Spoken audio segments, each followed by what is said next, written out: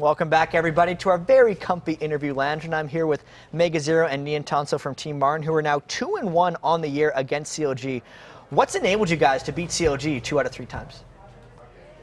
I feel like it's mostly just like we're really ready for these games when we go against CLG. We really plan them out. We go over their old videos. We look at their level 1. We look at their common picks, their common bans. And we're just really prepared to go against them. Yeah, I mean, with your preparation, I saw right away your first 2 picks of the game, like Jarvan Vayne, right away. What was your thought process behind that? Well, Vayne's really contested against CLG with us because we both play Vayne, and I think we're the only Vayne players in NA. Okay. So we knew that they'd first pick Thresh if TF and Chen were both banned. So we wanted to just take out the Jarvan from Chowster and the Vayne from Doublelift right away. Yeah, and it worked out for you guys great because you controlled the game in that part. And there was one really amazing moment in that game where you were actually off farming the top lane and there was a 4v5 for the turret. What happened in that fight where you just obliterated CLG? So they got the turret really, really low. It was down to like 300 life, and I think Heartbeat was yelling, "I can flash ult them, I can flash ult them," and we're like, "Go, go, go, go!" And we had like this huge AOE mess on them because they were all stacked up trying to finish the turret. But they got Sona ulted, then Jarvan EQ'd through all of them and ulted 4 of them in place, and then I ulted and just like I threw my wind flash, and I'm like, "Oh, they all died." It was like the best team fight we could have possibly had. And Nian Tonso, you must have been just super thrilled with that because you're like, normally, I mean, in the previous games you guys won, sometimes you have to have some crazy games on Vayne. Yeah. You're just off in the top lane farming. Yeah, it was the perfect situation. I love when I'm farming and my team's winning group fights for me. It's pretty fun. Pretty good situation. Yeah. So now with the standings, you guys are still in the fight for that last playoff spot. Do you have any extra preparation? I mean, so much is going into Super Week for you guys. How are you feeling going into it? I feel pretty confident going into it. We didn't have such a good week this week, I guess, because I feel like we should have beat GGU, but we had a huge throw that everyone saw. But I feel like this game really gave us the momentum we need to go into Super Week. We kind of showed ourselves like we aren't just some pushover team that throws every game. We're like we're actually a pretty strong team that can take games off of some of the top teams in North America. Yeah, I'd have to say throughout the season, you guys have shown some flashes of brilliance, right? Like you've beaten CLG a couple times, you defeated TSM, you put up some really hard fights against the top teams, but still, you have a record that may not be that impressive because you have some inconsistency. Why do you think you're inconsistent? I feel like most of the inconsistencies comes from our shot calling, which we're trying to work it out now. But it's mainly like we've been kind of switching back and forth. It's like since Heartbeat went to support, he's like, "Oh, I can do shot calls really easily from support." But then it's kind of confusing because we used to have Claky making all the calls. But like as this week went on, I feel like we really got used to like having a single shot caller and like having someone tell us, "Oh, stay on the Baron, finish it. No, go after them," and stuff like that. And Nian Tonso, with joining the team kind of mid-season, what has been the progression with the team's communication from the time you joined versus the game that you just played? Well, this last week has been pretty bad in terms of communication. We lost a lot of scrims solely because of communication, but we're improving on it. Yeah, it's just a slow process that we need to work on, but it's definitely improving over time. Right. I know a lot of the teams like CLG have like a bunch of success in scrims and then come to LCS and then don't do that well. What's your kind of success to defeat ratio between scrims and the LCS? Do you do better in scrims or worse in scrims? I don't know. We're really inconsistent. It just fluctuates a lot, really. Like sometimes we can 4-0 a team, and then sometimes we just get 4-0'd. It just depends on the day, I guess. It's really random, actually.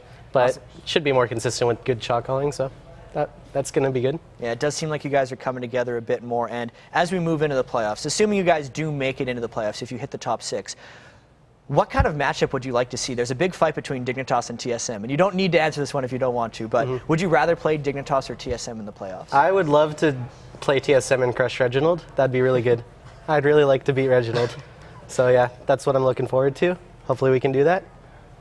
Awesome stuff, guys. So thank you very much, Nian Tonso and MegaZero. Some really impressive plays in the last game. Crazy team fights. Another upset win for you guys. You always give some of the most exciting matches that we see in the LCS. But for now, we actually have coB over on the Telestrator soon to play some plays from the next game. And then after that, we will have our final 2 games of the LCS weekend. Final game being Curse and TSM. But for now, coB on the Telestrator to break down some plays. All right, thanks, Jat. I've got a couple of team fights here for you today to show you the importance of positioning now that there are so many champions in the league with the area of effect damage. Right here you can see Dignitas. They're waiting in the fog of war, stalking their prey, and PewDiePie is going to start this fight off with a chain of corruption that's going to go straight for Daydreamin'. They think that they've nabbed someone, and they're going to go all in off of this, but then GGU realized their whole team is actually here, and they're ready to fight, so they end up turning this one around with the power of that AoE magic damage. All right, let's play this one. Here comes the clip. There's a good chain right there. They go in right on a Daydreamin'. Look at DJ Lambo. Pause it right here. He had a great ultimate from Hecarim, spreading everyone out and then pulling Daydreamin' back. So Daydreamin' is their single target. They've got their one that they want to burst down. Only problem is, look at the grouping from Dignitas. The grouping is terrible because they're all going to get shut down by this AoE, and we've just missed the Fizz ultimate right here. So that's a lot of scribbles all over the screen, but you can still see Dignitas right now are going to take a beating. Let's roll the rest of the clip. Here we go. There's the Vlad ultimate getting everyone because they're all in that box. Amazing box by the Thresh right there. Now they can just chase him down. Kiwi Kid, after he used his ultimate and he missed that, he's very squishy. There's not much else he can do. He's going to end up getting out of this, but PewDiePie, not so lucky, gets withered. The Requiem going to help on that a lot as well, and they end up losing that fight. GGU go on to take the game against Dignitas. Big upset right there. And for the second clip, we've got Marn versus CLG, another big upset. Again, the grouping, you have to keep in mind. This is CLG feeling really confident because they see Niantanso up here in the top lane. Hey, this is going to be a 4-on-5, easy turret. We don't even have to pay attention to what we're doing right now. That is completely false because as we see, we're going to roll this clip at full screen right now. Sona just walks right up here. Let's pause it right here. Sona walked. He didn't even have to flash. He just walked right up next to that turret. All of CLG get hit. Well, we get 4 members hit by that Sona ultimate. Then we're going to have Echo reposition right behind Heartbeat, land his behind that too. Jarvan's going to land his knockup behind that. And the Wind Slash also from Riven is going to finish them off. They all just explode like this piñata. The gold splatters everywhere, and Marn are going to go on to take this. Let's roll it at 50% speed so we can see all this in action. Echo going to the side. There's Orb of Deception. Jarvan knocks everyone up, and Mega Zero using his ulti as well. Just beautiful, winning that whole team fight in the blink of an eye. Great job by both teams right there to pull off the upsets. So remember, positioning still key. Even if you think you have the advantage, you see someone else, the team can definitely turn that around. We'll send it back to these guys at the desk. Thanks, Kobe. Now let's check in what the viewers at home had to say. Earlier we asked you which North American LCS support player has impressed you the most and why, and here's what you tweeted us.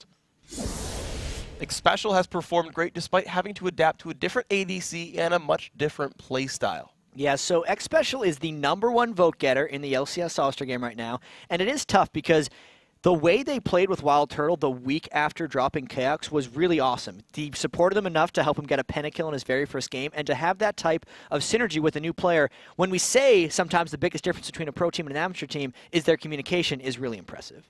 It is absolutely so. Amazing job right there. And of course, we got another one. Bloodwater, because he's making plays and making calls, a really good player. It is the type of support you want to find, right? I know in Scar's interview, he said Bloodwater was a top 2 support in NA.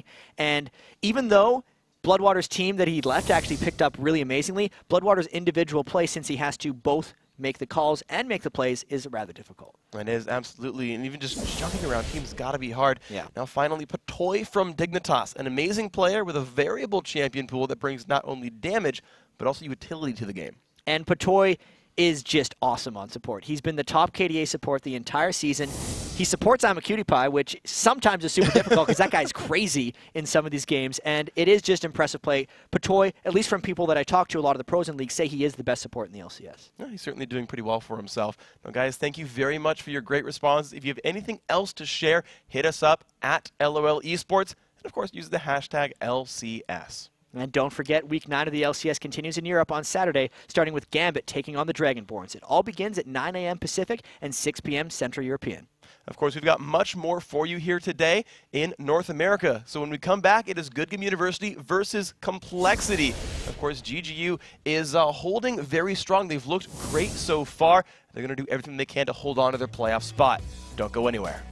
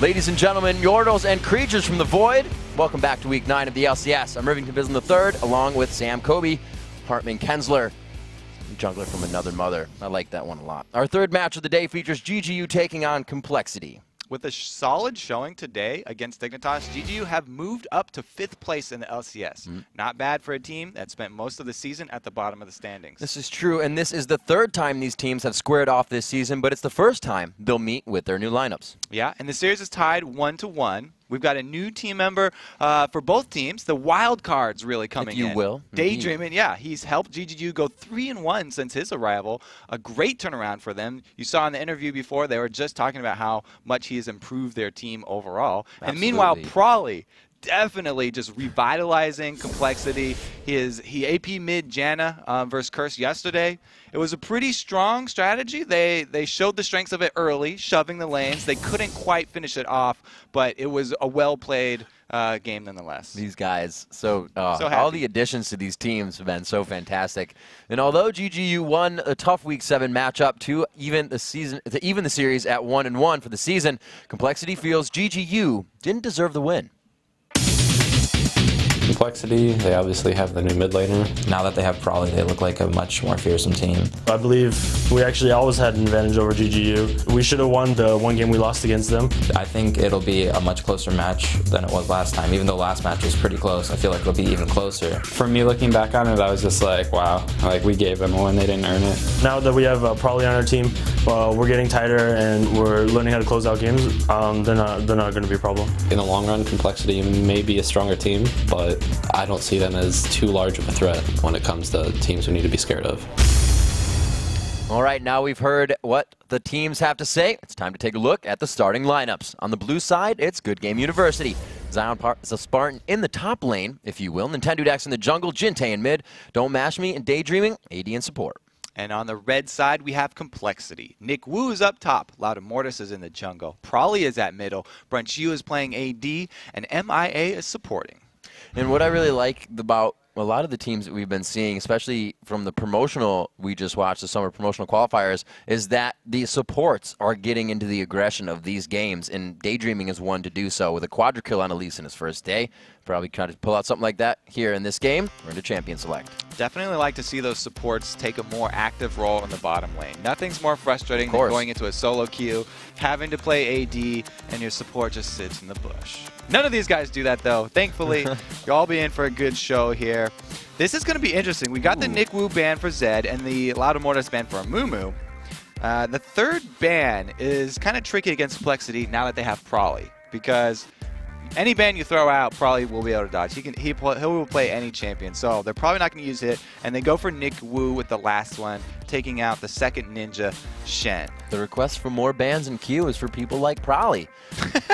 You'd have to ban out oh, so more Nasus than half. actually gets banned out here. So they're kind of saying, where's your comfort zone lie after this? Okay, so they banned out the Zed and the Shen, and they took the Jace, which are his top 3 champions for Nick Wu.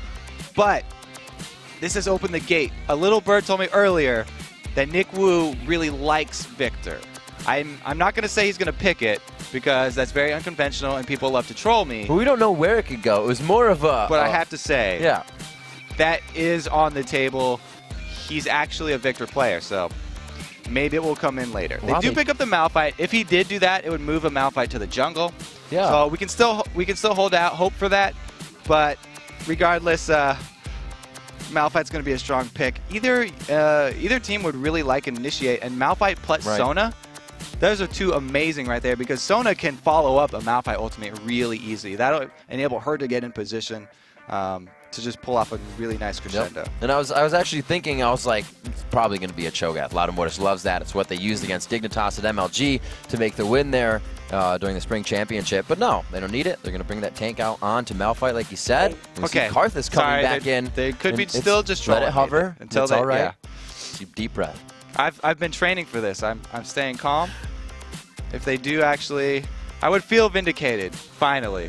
Because he's actually a very good pick against Jace. A lot of people, like Prawley said, don't know what to do when they're faced with a champion they haven't seen in a while, and they just automatically revert to playing passively.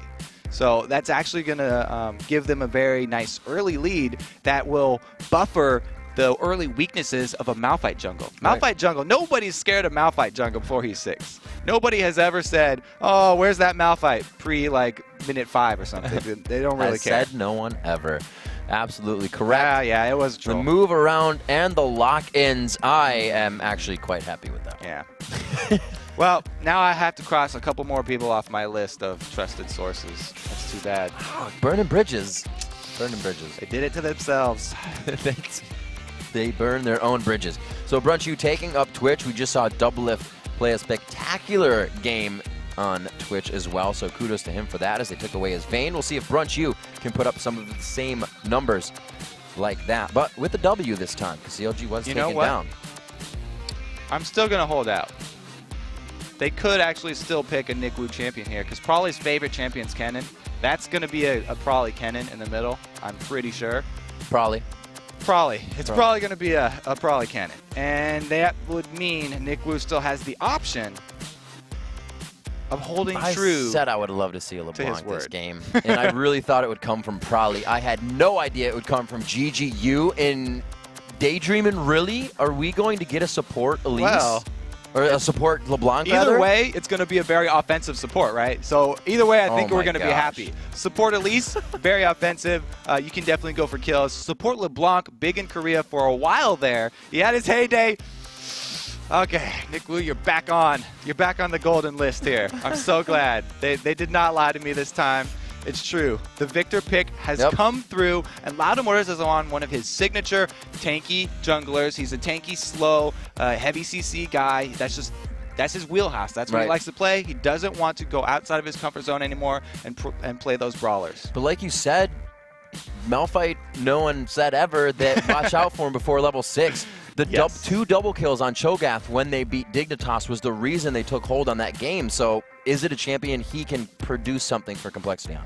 If he stays with these summoners and goes with that teleport, you can burn the first teleport for a counter gank. That's what people do a lot with Jungle Master Yi, because Jungle Master Yi just likes to farm that jungle like mad, and he doesn't really want to pull off ganks until he gets a lot more fed, so he has that teleport for his first counter gank. If you're a jungler out there and you're going to take teleport, you have to get the improved teleport. I'm telling you right now, because I tried a few of them and I forgot to get the mastery there. But that extra 0.5 seconds off the cast time means everything in a counter gank. So if you're going to do that, you have to go at least a few points into utility.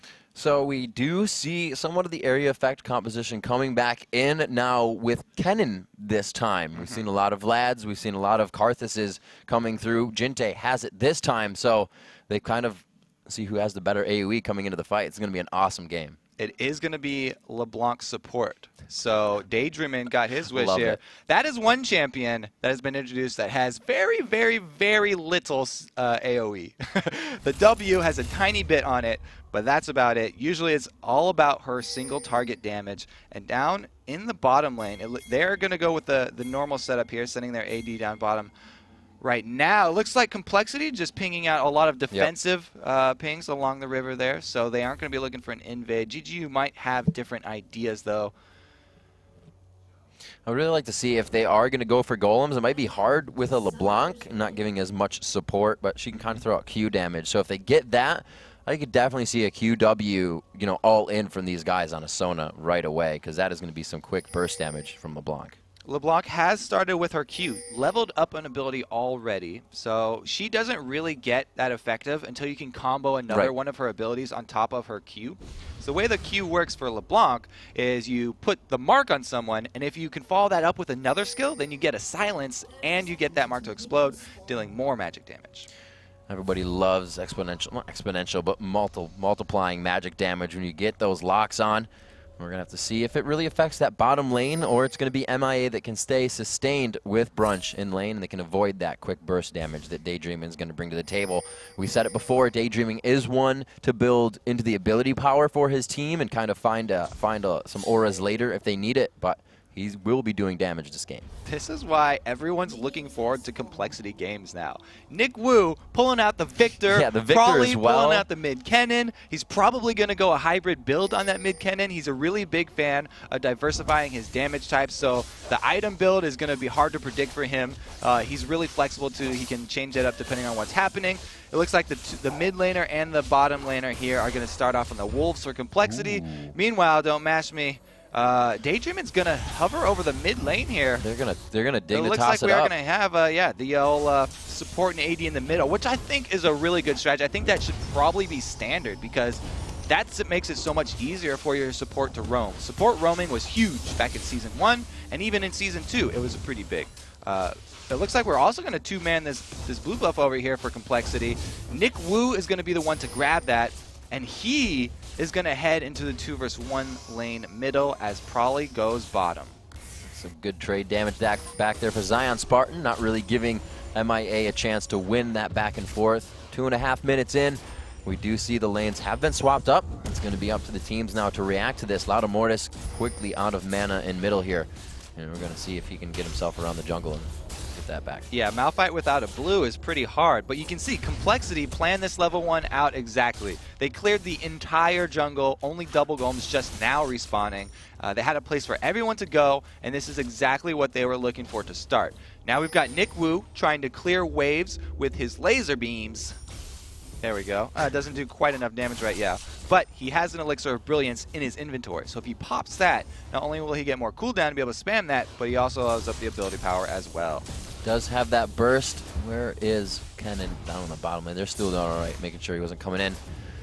Nick Wu's trying to hold it off. I like the fact that they gave him the blue buff. He can continuously spam under the turret. And is their focus right? Have Complexity kind of switched it back so their lanes do have a good advantage against what they're looking at right now? The whole point of picking Victor was for Complexity to go with a 2v1 lane. So wherever GGU sent their AD and support, they want to send Victor. Victor now has level 2 on that Death Ray, and he can start clearing those minion waves a little more effectively. His mid tower is just taking a beating though. It might take too long because Brunch U and MIA just got to that top turret and they are just now putting damage on it. There's still quite a bit of pressure on both sides here as the junglers look to mirror their paths, one through the lane, one through the river.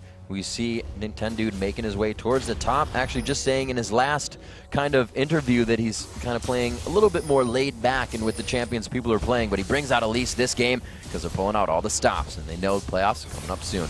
Nick Wu there taking quite a bit of damage. There's that quick burst and the silence when you can't trade back.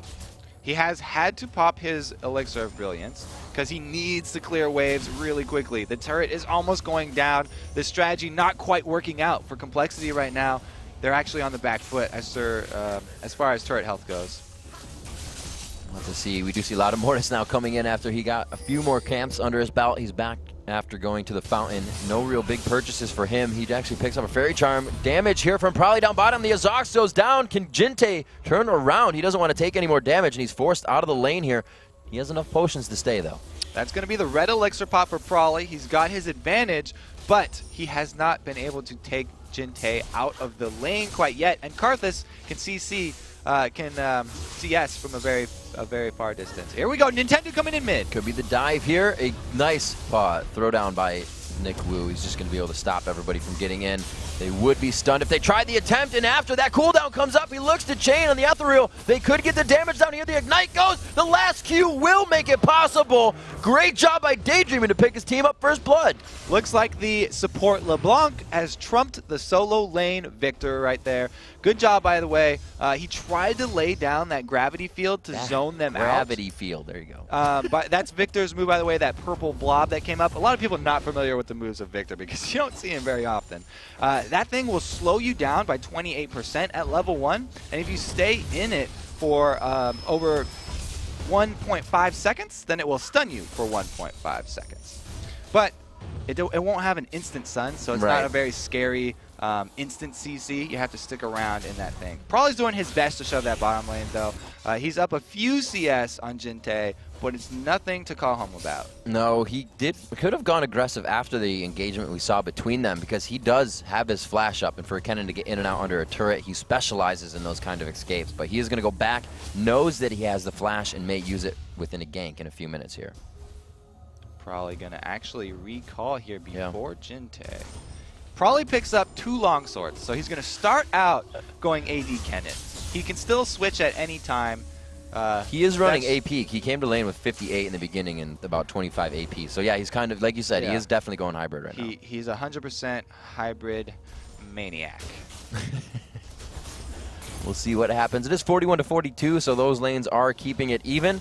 The solos of what they would be is actually Zion Spartan is 32 CS to Victor. Nick Wu is 19 right now in his solo lane. So he's definitely taking a little bit of pain there. The scaling of them is definitely going to affect them if they can't, or affect Nick Wu if he can't get the CS. Yeah, now it'll be interesting to see what Victor does for the rest of the game, because that was their early game plan. They were like, yeah, he's probably going to be a really good 2v1 champion, right? He can wave clear with his death ray. Didn't work out too well because he was up against Caitlyn, and then the threat of LeBlanc always there. LeBlanc doesn't really do much against turrets or for shoving waves, but she has a lot of threat so that Nick Wu can't overextend, and we saw there the burst potential for picking up First Blood. Definitely paid off with that pick. Every time I look at this team, I just see how much they kind of really counter Kennen, right? If they were to dash in on Daydreamin', they either get a net, or dash in on Mash Me and Daydreamin', they get a net, or he gets a chain to the face that slows him. They have a lot of ways to stop this. Their fights are going to have to come when Loud and Mortis can participate fully. They really have to chain all their CC. If we get a Loud and Mortis Unstoppable Force and then follow up with the MIA Crescendo, then that'll be perfect chance for Prolly to get off. It'll be hybrid AP, or it'll be hybrid Kennen damage. Kind of like a stun bot. Yeah, so it'll be a lot more follow-up stuns. It won't be quite as much of an impact as a full AP Kennen. We have 3 people up here on top for GGU. Nintendo just snuck in through these bushes.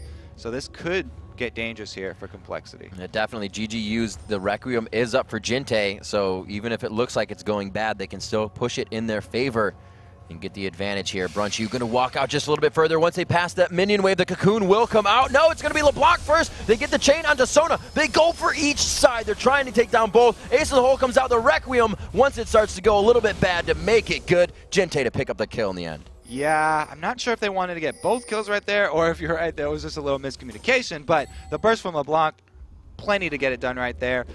Don't Mash Me firing off the Ace in the Hole. They're also going to be rewarded with this turret.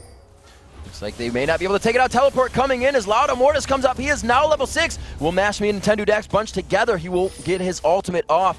That teleport is now down, so they may have some movement on the map if GGU can get down towards that dragon now. Daydreamin's been tracked by Prolly right here. He ran through a ward. Now he's going to walk back up. That's a high cooldown for Prolly. He's got to be careful. Kennen uses that surge, and they really need to make sure they can get out of a situation. Being slowed down, that top turret finally goes down to Jinte. Getting a bit of pressure here, turns around, knows he can walk right through MIA on this, playing it very smart mentally, and he gets himself into a safe spot now. Dude, he's just going to walk right back out of that. They actually lose a lot more minions to the turret than they would have. GGU just keeping up the pressure right here. They definitely have the upper hand right now. We still have the unknown factor of that Victor, though. People haven't played him against him in a long time. It'll be interesting to see what upgrade he chooses, because he actually has a personal item that nobody else can buy, the Hex Core, and he can upgrade his Hex Core to augment one of his other abilities. Usually people get the augmentation for the Death Ray to give him more power on the lasers, because everybody loves to have those lasers. But the power transfer upgrade, which is the Q that gives him shield as well, will actually burst your speed by 30%, which is huge. And we see Kennen actually going in his hybrid build, putting some attack speed in there, knowing that Kennen has a not very high, but one of the higher base attack speeds at level 18, synergizing that with the Blade of the Rune King soon. He's definitely going with the hybrid damage output here. Nick Wu getting a little cheeky death ray off right there, stopping the back from Zion Spartan. Daydreamin coming to lane. It looks like they may try to make something out of this. Daydreamin is 6, so he has that double use if he wants to on his ultimate to mirror image one of his abilities, and he can really replicate that damage if he wants. Going in once, they get the 1-2 on. You can see the full ability power damage is not there yet, but it's a good amount of burst and silence to come in for a fight. Yeah, and then we have 4 members. Now that Zion's gone back, we only have 3 members of GGU. That's still more than Complexity currently have, as we have MIA walking down this river right here. Got to be careful because Nintendo looking to catch him out. And it looks like Complexity is kind of not going with their normal ways. Very early dragons are usually something that they put in their book, but not this time. They haven't really even set up for it. The wards are going for GGU here. One attack onto that pink, but they still don't have the vision advantage on Dragon yet. Yeah, along with the Malphite not being very scary with ganks, he can't do a lot of Dragon pressure either. Like he's really just that ultimate, and he can soak up a lot of damage. They're trying to make something happen down in this bottom lane, but a good ward here from Complexity means that GGU won't be the ones trying to steal it. Brunch U could be ready to fight this with team if they get a good ult up here. They have a red elixir in the bottom lane, and I don't see why they wouldn't try to go on this. The pings are going down from GGU, but it looks like they're still going aggressive, and Lattimortis is going to back. No advantage taken here. That Malphite is all about the ultimate, and he hasn't really been able to make an impact yet. Once you hit level 6 and you've got that available, usually people start looking for the gank to try and make use of it, but they've been pressured on all sides. It's been really hard for them to really create any sort of play. Right now they have this ward in the bottom bush though, so he could actually teleport into that and get a decent positioning by Don't Mash Me. Yeah, his teleport is down. Do you think he's actually waiting for that? They're saying we could try for the ult and maybe hit it bottom, or we can stop, like you said, a gank and counter it with the teleport later. Are they really putting that much focus on it? Doesn't look like they have enough time here. GGU going for the Dragon. Karthus can burn down single targets so quickly with that lay waste. Looks like they are able to get it. No contest here on the other side. Does look to be a team slowed by a Jinte wall. He just closed off their entire entry. Maybe they'll go around the backside here. And it looks like they just go for mid. They're trying to pull that one back with a turret of their own. Good damage now coming in from Zion Spartan's Shock Blast.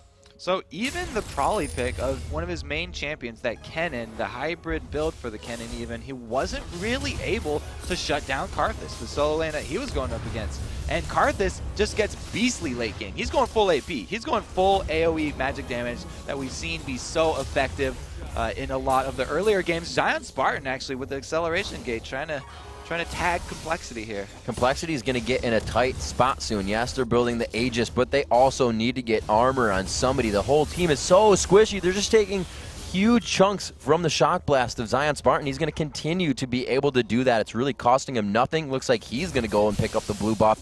And like I said, they have that Aegis probably going into the Bulwark on Lattimortis, but they need to get way more HP on this team. Something might be coming together here for Complexity with Nick Wu getting the augmentation for his gravity field. That's the purple blob we were talking about earlier. The augment gravity actually gives you an extra 30% cast range. So that's just another AoE stun for this team. They actually have 1, 2, I guess if you count Prolly, that's going to be 3. And then also the Crescendo means 4 AoE stuns plus a Twitch.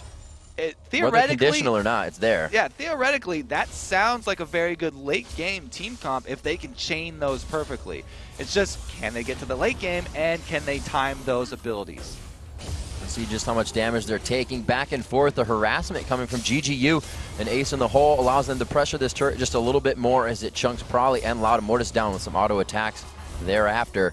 Even Nintendo X getting some auto attacks down from the side. Lattimortis almost goes down without even seeing his aggressors. That's the tank. That's the main point of initiation for Complexity. So now they're in stall mode. Oh, another Shock Blast. Almost taking him out. Good thing he has his shield. And that's needing health, not armor. You're just getting bursted out so hard, and he almost got it one more time. Yeah, Lattimortis definitely decided to move out of that spot after he already got shot. They're just pelting them over and over. This turret about to go down. Oh, Nick Wu wanted a cupcake so bad that he went down to 10% HP. Oh, he looks to go down. He has to get his abilities off before Requiem falls. Nintendo X jumps on his face and doesn't allow it to happen. Probably alive with a sliver of health. Zion Spartan going ham, and he just punches Brunch U out from his own turret. They're locked up under it. Can he get away fast enough to shield? What a locket. Good guy, great team. Good job, GGU. Oh, Lattimortis now on the run. He looks like he's going to be okay. Jinte's out of mana. Daydreaming very low on mana too. They aren't going to be able to chase him down. Careful, Lattimortis. You have a blue buff. You don't want to give that over to either of those APs. Are going to say that Daydreaming having a great success on another one of his specialty offensive supports. It really is the Prolly of supports coming in here, and just GGU picked this guy up. Daydreamin' is providing so many opportunities, so many openings, and just that extra damage that is making Complexity fall in the teams that they have faced in their fights. We'll see if they can carry it on. Good Game University so far having a great day. There's a flash in onto Jinte. He gets stunned after his flash. It's going to be a follow-up here, and Prolly had one of those marks ready, able to finalize a second stun on that. Very good kind of mechanic. So they did finally come out with a kill. One of the picks there paying off now. It's a little bit late, though. They're very far behind. He's going to get scared off of this turret, too. Oh, there it is, the ethereal chains. You need to throw that out. Get it out first, and then do your combo as you come in. You need to slow down that cannon. The rush just gets him away. A good heal pretty much gives him health, it looks like. Yes, sir. Off that now damage. Don't Match Me going to shove that lane. Zion fighting up with Nick Wu in the top lane here. He does get the extra range on the slow field, but that gate able to negate that. And it looks like Loudamortis coming in. Will they decide to use everything they have? His ult is down for about another 20 seconds. It's going to be all about stealing the movement here. Zion Spartan giving himself some back. Loudamortis, he just missed it from the Fog of War exchange. And Zion's going to make it out clean to meet up with Nintendo. That's the power of an acceleration gate right there. You saw the distance he could gain so fast.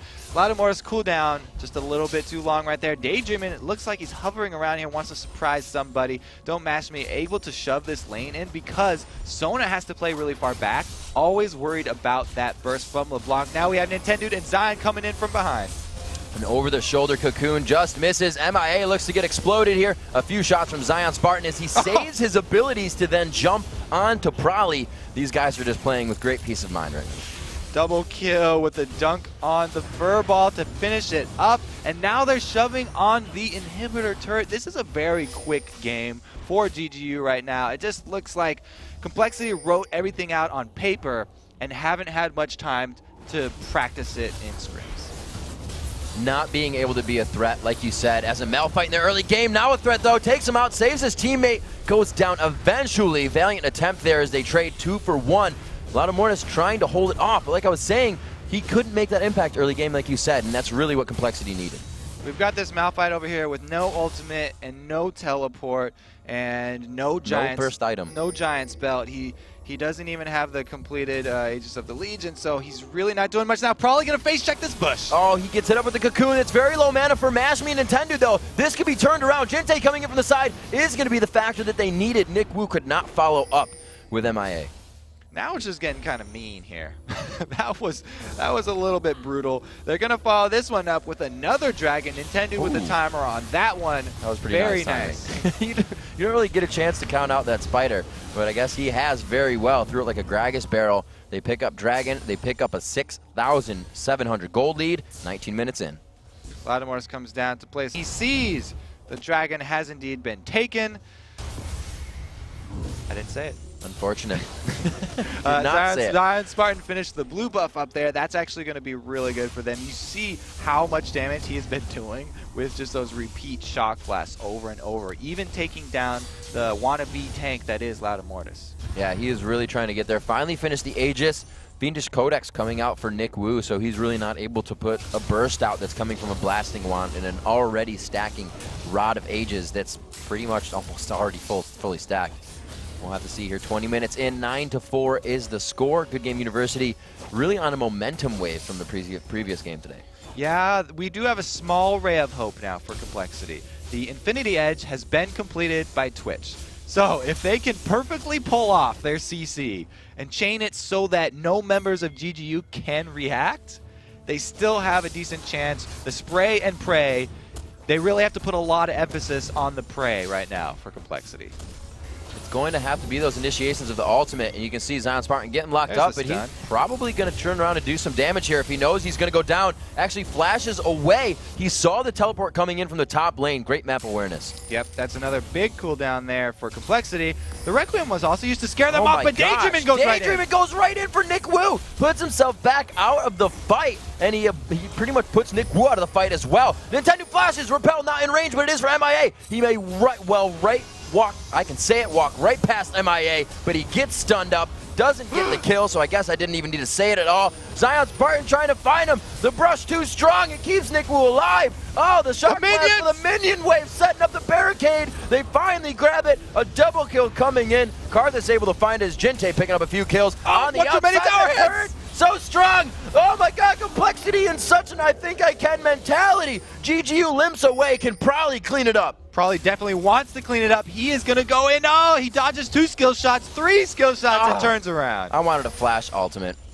That's all I wanted. Too bad he has no flash. No early Christmas coming in on this game. GGU, however, opening up a few presents for themselves there and really evening it out. 2 and 3 all across the board for kills. Everybody is getting their hands dirty this game for GGU. You can see even the jungle Elise, he's got a completed Runic Bulwark plus Locket of the Iron Solari, whereas Loud and Mortis on the jungle Malphite only just now finished that Aegis of the Legion. And we have a replay of that off-screen kill that came in as well. We'll take a look at that. All right, here's Don't Mash Me. Starting off with the snipe on Brunch Youth. This pink ward do so much. Red buff, Don't Mash Me. Look at that pink ward barely about to run out there. Don't Mash Me taking the opportune moment. Now he's running away from Prolly here. I didn't quite look at the things. Could he actually get out of this? Please escape. He's got the net over the wall. And this is where the rest of his team is. He makes it all the way around, running the gauntlet through the base. And Prolly, that's where he used his flash. Don't Mash Me finally goes down. That's right, he didn't have the flashes. I look at it. So again, that's why my Christmas was thwarted, and I actually got to go back in time and watch why. 22 minutes into this one, 13-6. And Muramana finished up onto Jace. Bulwark finished up with the Locket of the Iron Solari as well. Rabadon's just moments away from being completed on Jinte. And like we said, it's been that Infinity Edge battle for quite some time between these teams, but Daydreaming is making such an impact on support LeBlanc this game. He really is. You know, we go back and forth about which one of these subs has had the greatest impact. I don't think we can even debate it anymore. It's just they're all extremely good, and it really just depends on the day. That's completely true. 2 minutes on Dragon objective. Eyes are focused on the top lane right now. Look at Daydream. The support is looking to make an engagement and throw the other team off. There it is. On to Prolly. Bounces out. Not that much damage, but Prolly has to rethink this fight. And now it's a 4v5. Yeah, not that much damage. What she does still provide is that silence. So at least you get that silence. And if he actually uses another ability, the silence will be a bit longer if you proc that RQ as well. It looks like they're going to zone him out after that. The snipe does come down, but it is blocked. The Sona Sustain doing a lot of work right now, actually. Good amount of poke coming in here. And look at GGU's positioning. They're giving Loud and Mortis one person to ult at any time. Nobody is next to each other. They are getting every poke they want on this turret, in and out. Daydreaming again, making some plays, messing with the mind of Complexity. Complexity wanted to go in on that. You saw Prolly proc his Twin Shadows, which is a key part of his hybrid build. He stacks a lot of slow items. He's got that plus the Cutlass. But they were stunned up. Too much CC from GGU, keeping them pent up inside this turret. Now Loud and Mortis getting stunned. I don't think I've ever seen a team just create a bubble of offense around a turret like this, using the jungle as well. They start to go in. The crescendo goes across. It's low mana, though, for MIA. He cannot support his team. Loud and Mortis defensively unstoppable force out of the fight. The double kill coming in for the AD carry Mash Me, and it looks like they will continue to push this turret. The minion wave close behind. Probably falls in middle as Zion chases him down. Nice. Or actually, that goes to Jinte. Yeah, the Requiem there. Collecting heads. He doesn't get either Brunch or MIA, though, so at least they're going to survive to defend this top turret. It looks really dire right now for Complexity. In that team fight, they want Brunch to be able to freely auto-attack, but he was too scared because they had to keep on using their CC. Every time each member was pressured for their lives, they weren't able to chain them up there and get GGU all in one bunch. So Brunch, you had to do a lot more backtracking than auto-attacking. MIA doing exactly what he needs to do right now. I think it's pretty easy to say when you lose your half of the jungle, the game becomes a little bit harder. He's putting those wards out. He's trying to make their buffs their own, because GGU has just made it out with Blue Dragon, and they're looking to come back strong on probably this Baron positioning, as we see everybody trying to get the cleanup. We also got that Morella Namicon that's been so popular on supports these days. Actually really, really good on LeBlanc, because cooldown reduction is going to help her a lot. That's one of her problems. After she does her full burst of spells, he's walking around for 20 seconds. Yeah, she doesn't do a whole lot. Probably in trouble now, though. Zion going in. Spooky Ghosts are going to save him for a second Zion's here. In trouble. Can Zion get out this time so they don't have any more slows to stop him? He has a full base to run. This is old Dyrus on Poppy days. Can he make it out? I don't think he's going to have the speed, though. No, they are able to catch him. Great job by Complexity. These little instances are really what's going to help them pull back and find that first rung of the ladder they need to climb here. Loud and Mortis now going to be the victim over here. Daydreaming dives through the entire team, knowing he can get to the back line. A great chain onto Loud and Mortis. He will be finished off. His ultimate was used defensively last time, so there's no engage even coming from Complexity if they wanted. So they both trade picks right there. Zion Spartan for Loud Immortus. It seems like a good trade for Complexity because they're behind, and that's the jungler for the top lane. But Loud Immortus is such a key part of their team comp that it's a really bad trade. They can't do anything without that unstoppable force to get everything going. Their only hope is to chain that with the rest of the CCs that we keep talking about. Haven't been able to do it yet, and now they definitely won't be able to do it that he's in the graveyard. And definitely needs to get some HP under his belt. He is supposed to be the tankiest person on the team, and right now, he's someone they can focus on the side of GGU. He's at least completed his Runic Bulwark. Right. But that has forced him to avoid the two main stats that Malphite scales with, armor and HP. His passive gives him an extra 10%, so stacking HP, really efficient on Malphite. Also armor, he gets damage from that with his W. His W amplifies it, and then his E scales with armor. So those are really two things that Malphite usually looks for. He's up against so much AP damage, though. He even has to worry about the AP damage out of the support here from Daydreaming. We'll see what he decides to build next. It looks like a Locket of the Iron Solari is to be a Kindle Gem off of that Ruby Crystal. We did see that the Wraith, or Twin Shadows I should say, was built up on Prolly. We saw him taking that after the Bilgewater, so he did not finish into the Blade of the Rune King just yet. He really is going super hybrid here. Looks like he's going to piece together a Void Staff right after this and just kind of keep that hybrid damage coming. You know, with my great insight into the mind of Prolly, I think he's going to go for another slow. He's going to go for the Rylai's Crystal Scepter. He just loves stacking slow on top of slow, so when he uses the first active item, that one runs out. He's got another one to back it up, and all his spells will also apply slows. We'll have to see, though. He's got Home Guard boots. So does Nick Wu. Those are very really good purchases. It works like Loud Immortus trying to go in here, but they actually get caught out. Prolly in the middle. Prolly hasn't done anything yet, and he's already down to 25% health. Daydreaming, his clone gets dropped out, but he does get dropped as well. Prolly moved out by Requiem. GGU pressuring down the inhibitor turret. They've only dropped Loud Immortus, but the team is just forced to enter into their base in a different way. GGU has made this entrance their own. Home Guard boots for Prolly. He's going to try and chase down here, but it's not quite fast enough. The wall in the center here going to keep them from chasing that one down. Now we have GGU posting up. They were seen by wards. So this is Complexity's one chance. Can they turn this to their advantage? They know where GGU were last seen. Is Brunchu going to face check it? Oh, they got to Ansi. They did not need to throw that cocoon out. A good slow there by Nick Wu. And it looks like they're going to walk out power in numbers, but GGU has them on the run. They know they have them split, so that's still an advantage. We've got a very, very low Brunchu. So they don't really want to make anything happen. He's another crucial part of the team comp. You really need everything to work together at this point. You can't function without every single member hitting their CC or being Brunchu firing from the back lines. They're down by so much right now that they have to, I don't know, it's almost they like have to spray and they have to pray. Without Unstoppable Force up, Loud Immortus has obviously just said, we can't fight. Farm your asses off right now because we're behind. It's 10,000 gold at 30 minutes into the game, and we're half the kills behind. He may just need to teleport in. They may need to engage a 4v5 to get a surprise fight because they're running out of options. Yeah, they're trying to get a little bit of money back here. They've got Loud Immortus split pushing. He does have teleport, but almost everyone on GGU could solo him right now, and they're just going to go ahead, use that Oracles to clear out the ward in the back of Baron, and then Karthus plus the Elise, just massive.